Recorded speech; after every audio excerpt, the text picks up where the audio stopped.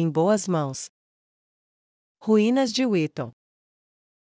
Neia se viu novamente nos aposentos que dividia com sua esposa, e seu olhar se demorou com ódio na mão que se colocou em volta da garganta de sua amada, e no lugar onde isso aconteceu, hora de compensar, tanto quanto qualquer um pode compensar esse tipo de coisa, de qualquer maneira.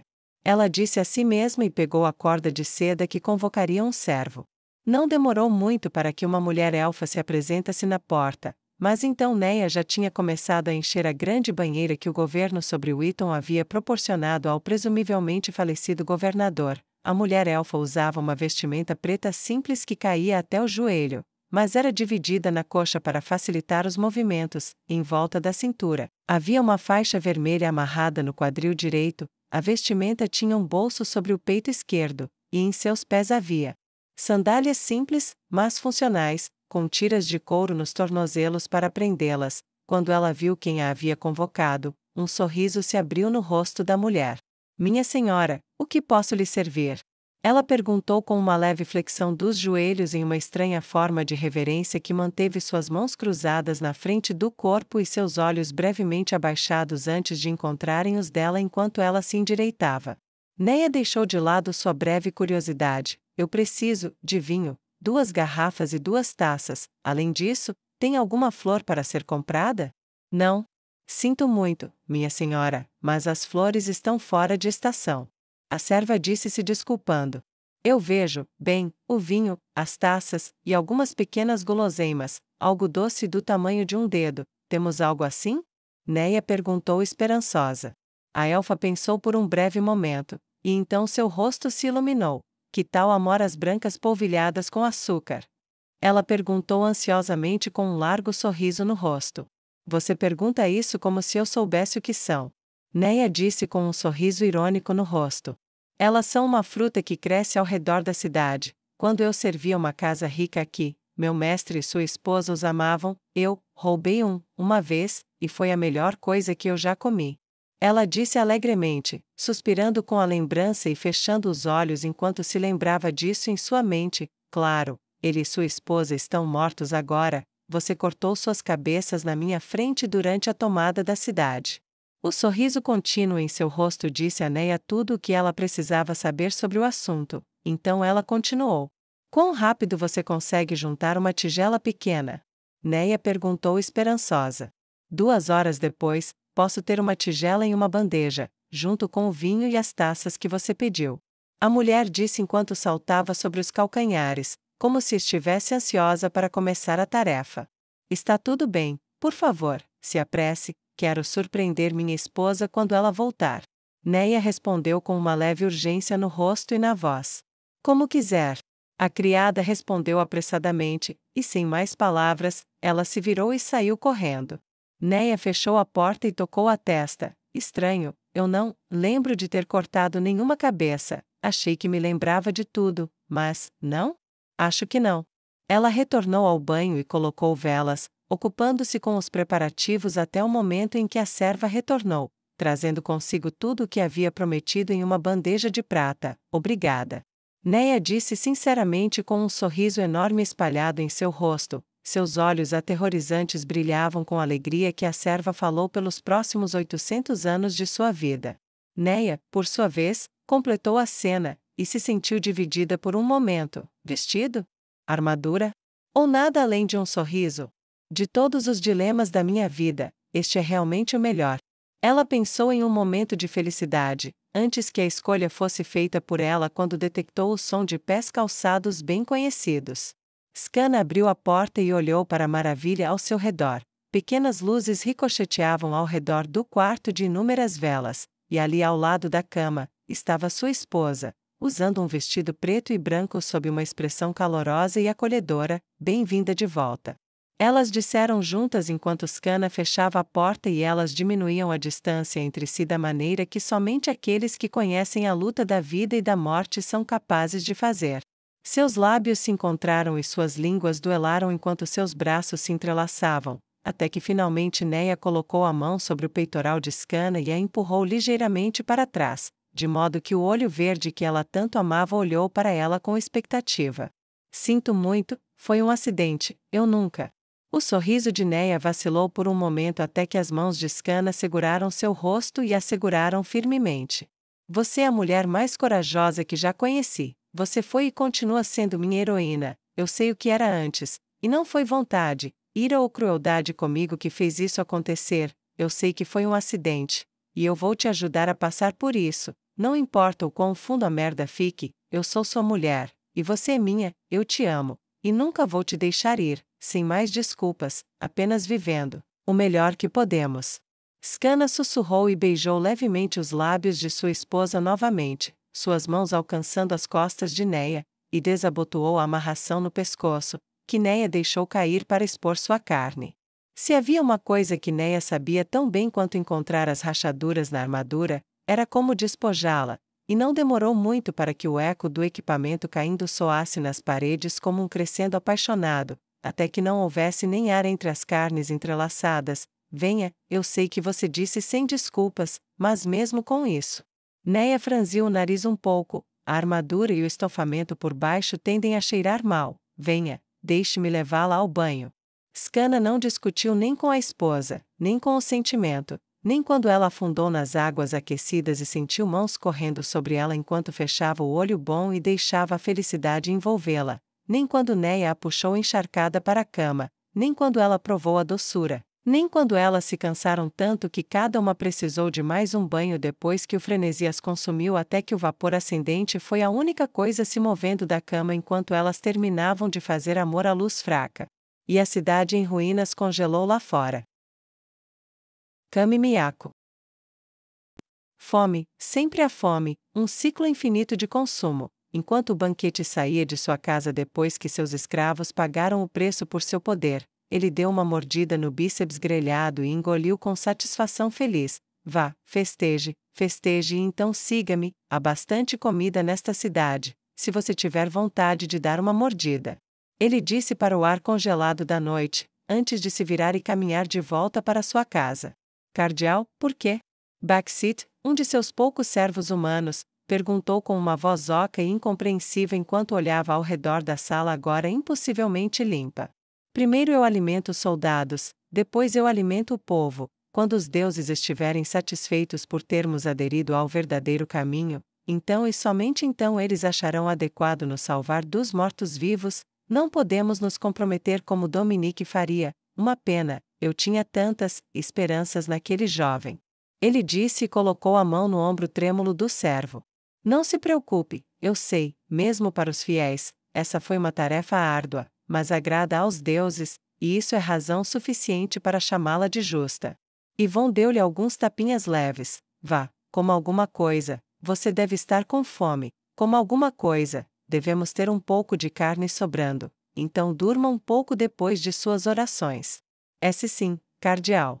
O servo sussurrou enquanto se afastava. Ele foi até a cozinha sem pensar. Na mesa ainda havia um pouco de carne cozida, perto do fundo, pilhas de ossos que tinham sido quebrados e esvaziados da medula dentro. Seu estômago roncou enquanto ele olhava para a carne. Ele agarrou seu estômago traiçoeiro. Eles eram apenas elfos. Baksit sussurrou enquanto olhava para a carne. Você não pode se sentir mal sobre isso. Ele sussurrou. Você trabalhou com eles, você viveu com eles, você falou com eles. Ele retrucou para si mesmo, mas eles eram elfos. Ele respondeu de volta enquanto sua mão se aproximava irrefletidamente de um pedaço, mas eles passaram a confiar em você. Ele rangeu os dentes para si mesmo e apertou sua mandíbula com força enquanto seu polegar e indicador se fechavam em um pequeno pedaço, mas os deuses disseram que eles não são pessoas. Ele levantou, o cheiro era tão bom, seu estômago estava amaldiçoando sua lentidão e o punindo com dor, mas na quietude do seu coração, você sabia bem. Ele respondeu a si mesmo novamente enquanto o pedaço estava suspenso entre seus dedos e logo abaixo de seu nariz. Mas, eu estou com tanta fome. Sua mão livre apertou seu estômago, e sua boca se abriu bem a tempo para a mão que segurava a carne arremessá-la além de seus lábios para pousar em sua língua. Ele mastigou o mais rápido que pôde, como se quisesse manter sua própria resposta sob controle, até que finalmente engoliu, e a resposta foi: qual deles era esse, você acha? Baksit bateu suas mãos, antes bem musculosas, na mesa várias vezes. controlando suas frustrações até que elas saíram como um grito e ele continuou batendo na mesa até que o barulho fez várias placas caírem e pousarem no chão de pedra com um barulho nauseante de esguicho. Foda-se. Ele disse a si mesmo, e saiu de volta para o ar gelado da noite. A neve estalava sob seus pés enquanto ele atravessava a longa parte de trás da mansão. Aonde você está indo, idiota? Ele se perguntou, sua respiração vaporizando o ar enquanto ele se arrastava e continuava falando consigo mesmo. Ele realmente não via nada ao seu redor, ele apenas olhava alguns metros à sua frente para a neve no chão. E era por isso que ele ouvia, em vez de ver.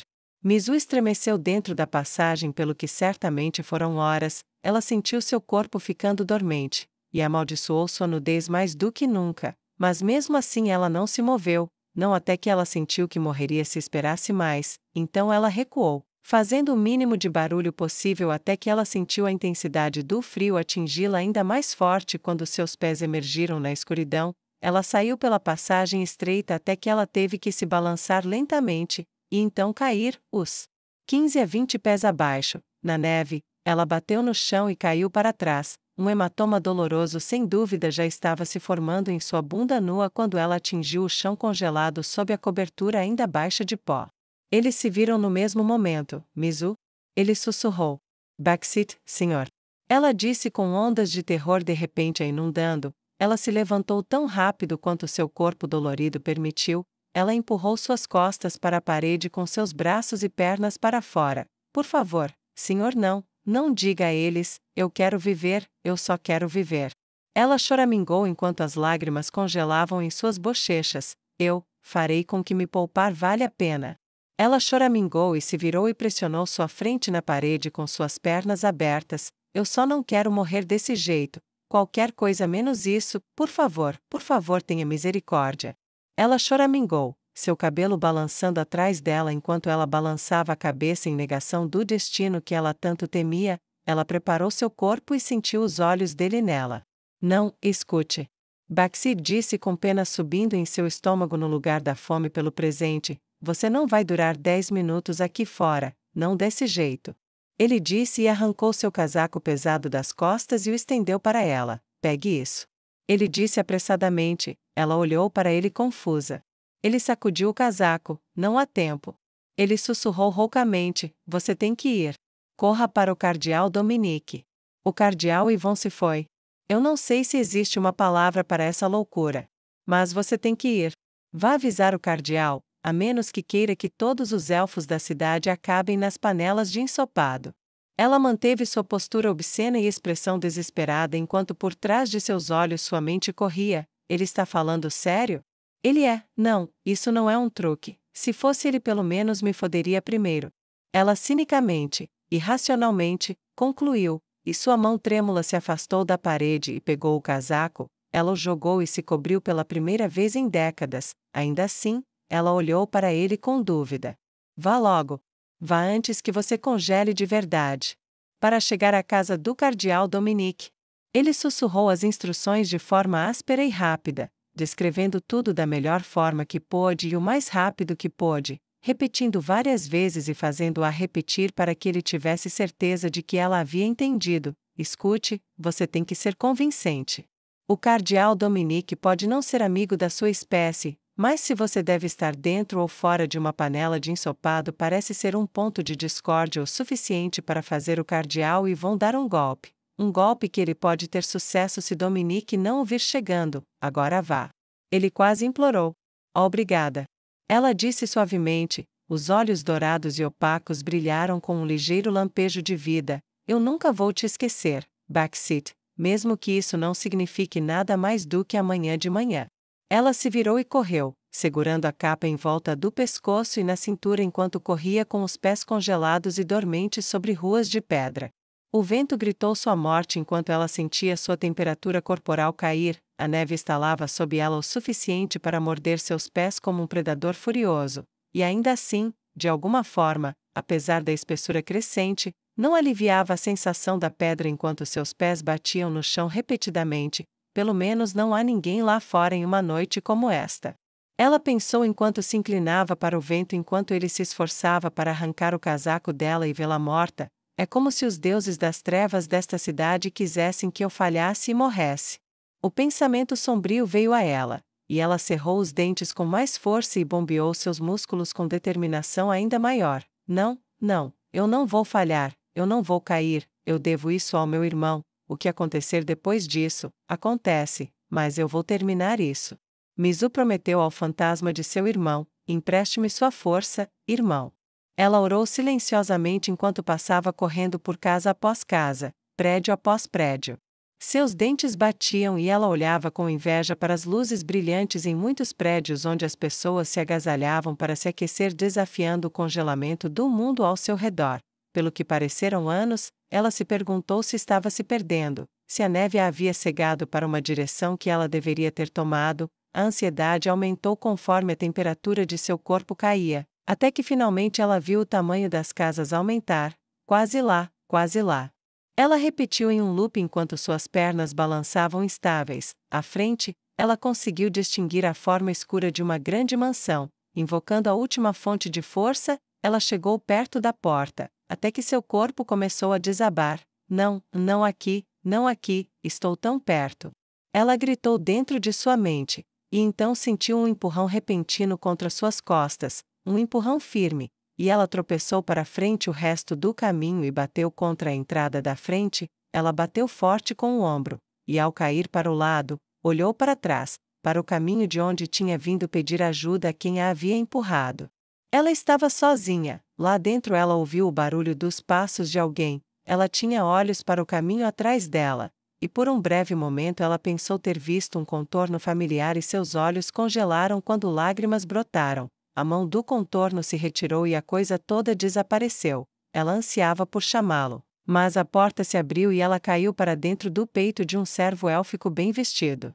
Sua mente começou a perder a consciência, mas ela cuspiu. Yvonne enlouqueceu. E então ela não disse mais nada. De todos os visitantes que chegaram à casa de seu mestre tão tarde, uma mulher élfica vestindo nada além de um casaco pesado era a última em uma curta lista de possibilidades, e no topo de uma longa lista de impossibilidades. No entanto, aqui estava ele, segurando apenas isso. O que ela quer dizer? Yarvin se perguntou ansiosamente. Por um momento, ele quase a chutou de volta para congelar até a morte, mas suas últimas palavras antes que ela perdesse toda a consciência o agarraram pelo coração e o apertaram.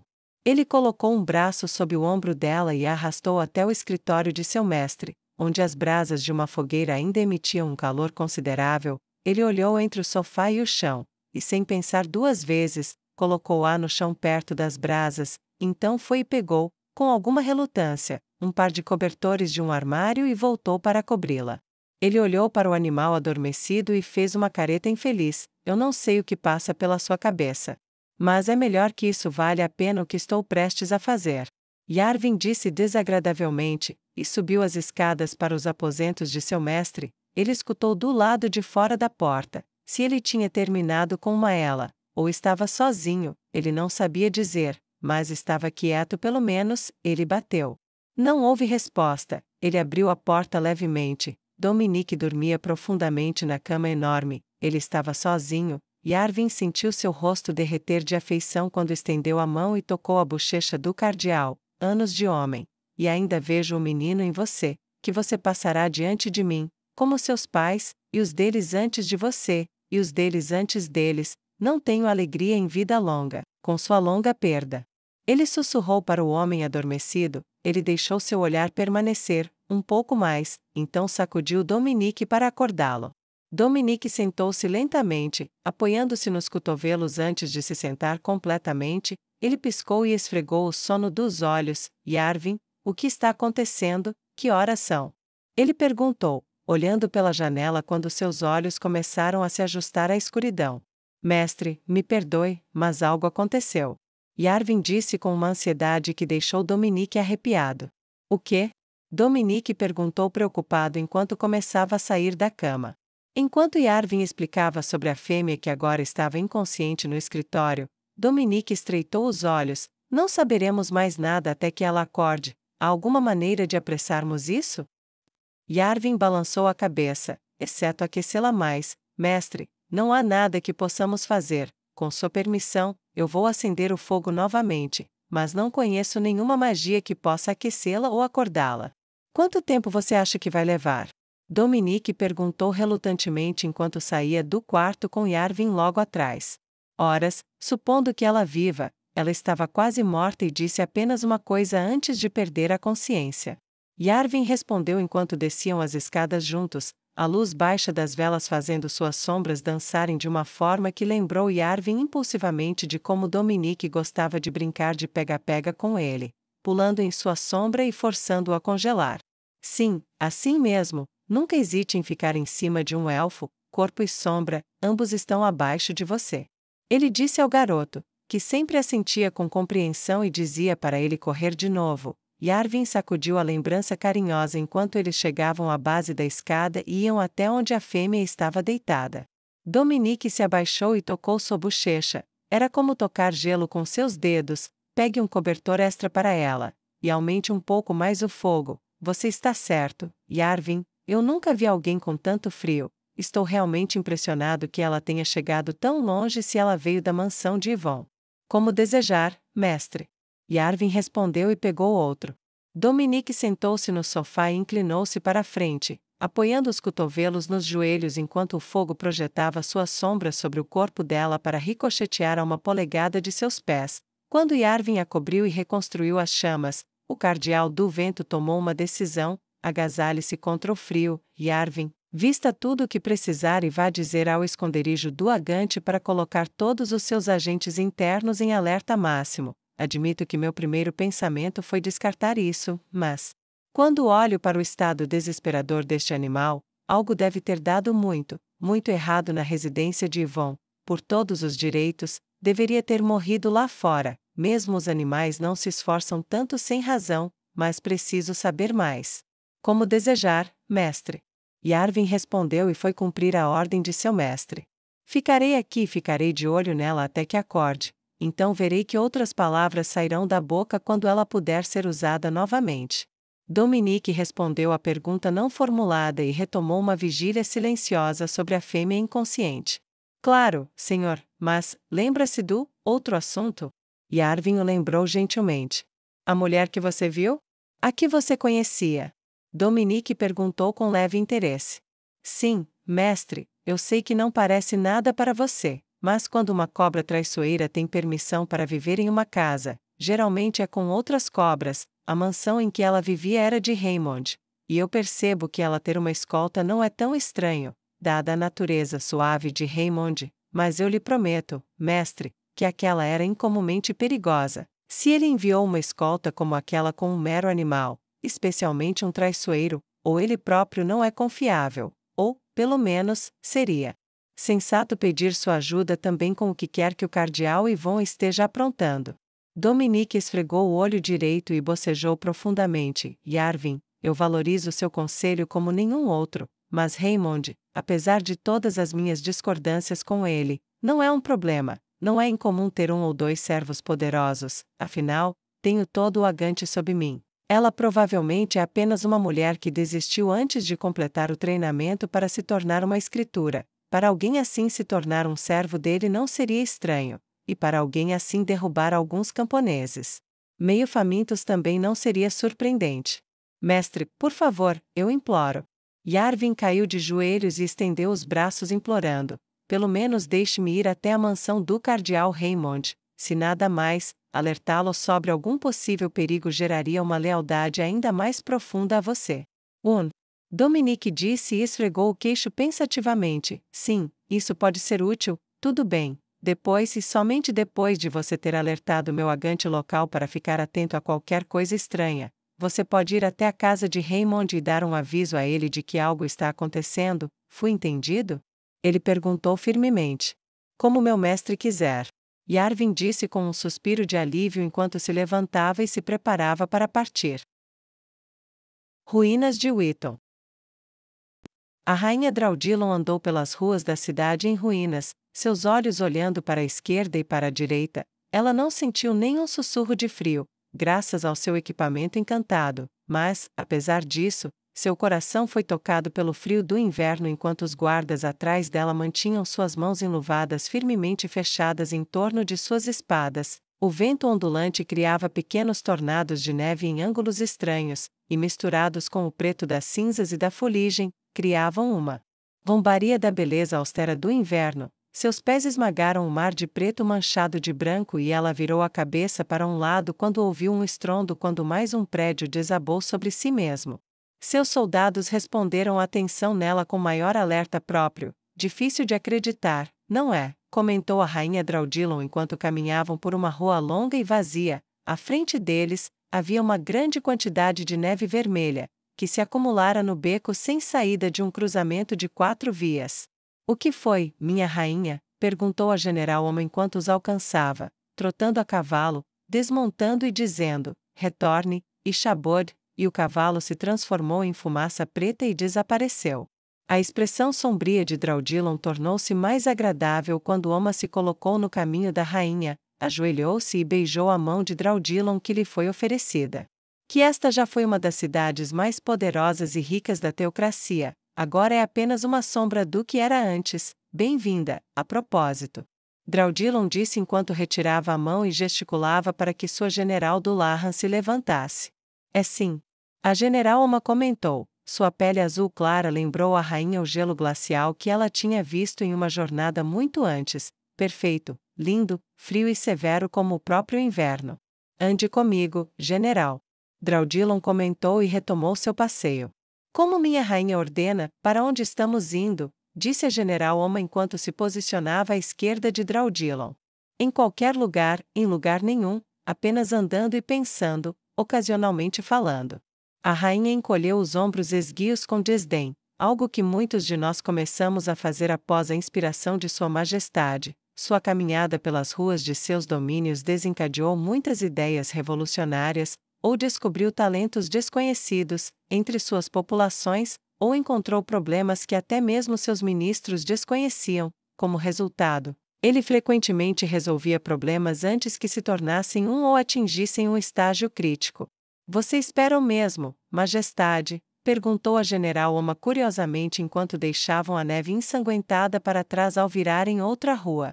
É um governante pobre aquele que não aceita boas ideias porque elas não são dele. Draudilon deu um sorriso modesto para seu general. Você nunca foi um governante ruim, você estava no seu pior momento, um grande governante nas piores circunstâncias.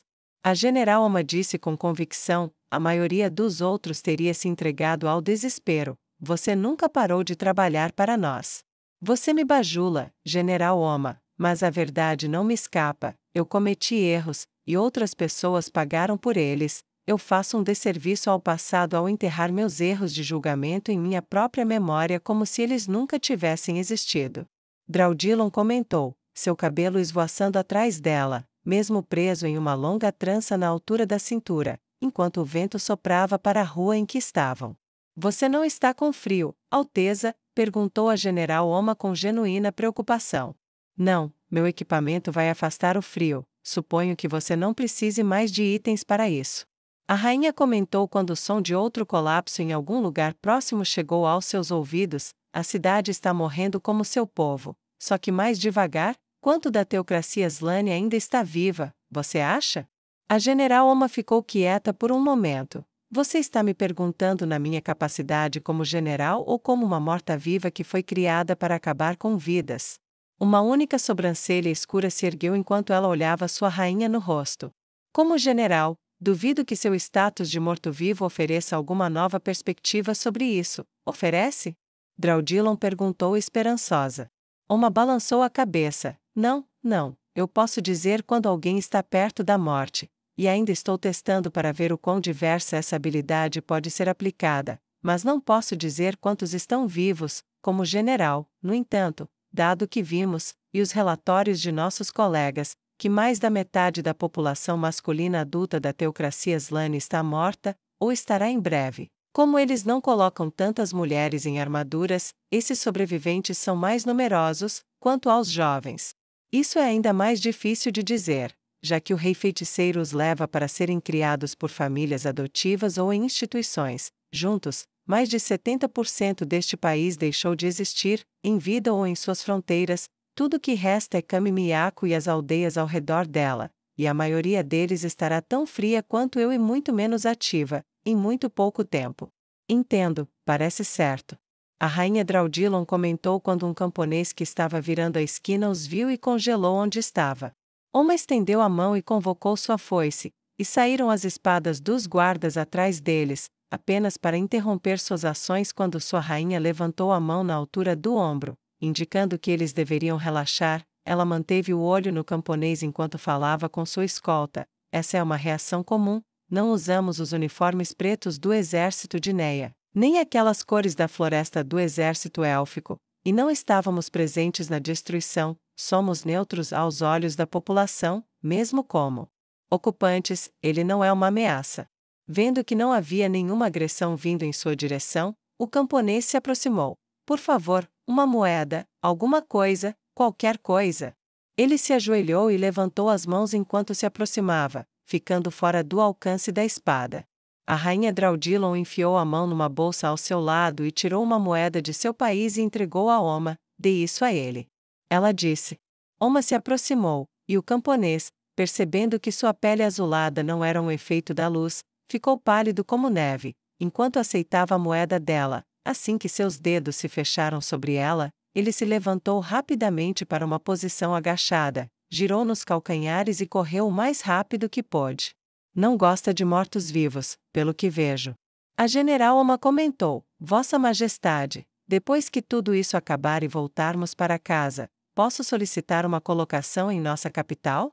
Duvido que eu seria uma administradora eficaz de quaisquer terras da antiga teocracia. É difícil governar aqueles que continuam fugindo. Ela disse com uma voz seca e espirituosa. Draudilon riu divertida. General Oma, depois que o general Musan se aposentar, você terá uma longa carreira me servindo na capital como meu chefe de gabinete. Posso lhe garantir isso, mas você sabe, ainda assim, que aquele era mais corajoso do que a maioria. Ele realmente ficou e pegou a moeda, e olhou você nos olhos. Na verdade, esse é um bom ponto. General Oma comentou, e do jeito que ele correu, ele saltou para uma postura de velocista como se tivesse tido muita prática. Eu acho que é melhor a gente encontrá-lo.